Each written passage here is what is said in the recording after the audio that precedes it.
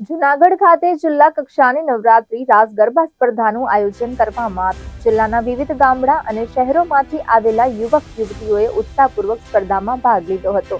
સ્પર્ધામાં માળિયાહાટીના તાલુકાનું પ્રતિનિધિત્વ કરનાર હાટી ક્ષત્રિય લીમડા ચોક દાંડિયા રાસ ગ્રુપ પ્રથમ વિજેતા બન્યું હતું।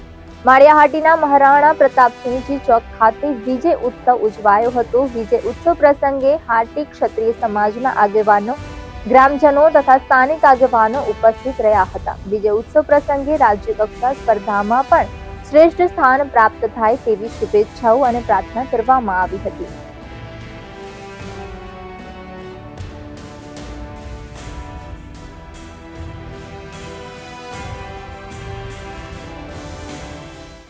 આજ રોજ જૂનાગઢ જિલ્લા રાસ ગરબાની સ્પર્ધા જે યોજાઈ હતી એમાં આજે પરિણામ જાહેર થયું છે।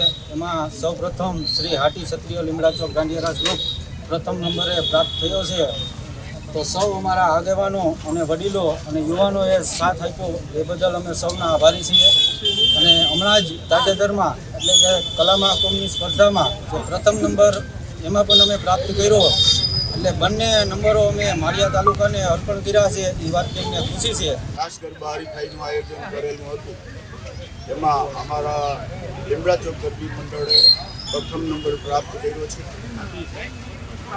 થોડાક ટાઈમ પહેલાં જ ખેલ મહાકુંભમાં એમાં પણ જે અમારા લીમડા ચોક ગરબી મંડળ ક્ષત્રિય યુવક મંડળ દ્વારા ભાગ લીધો હતો, એમાં પણ પ્રથમ નંબર આવેલો છે। એમાં પણ ઝોન કક્ષાએ સૌરાષ્ટ્ર ઝોનમાં રમવા જવાના છે અને ગુજરાત રાજ્ય લેવલે પણ પ્રથમ નંબર રમવા જવાના છે।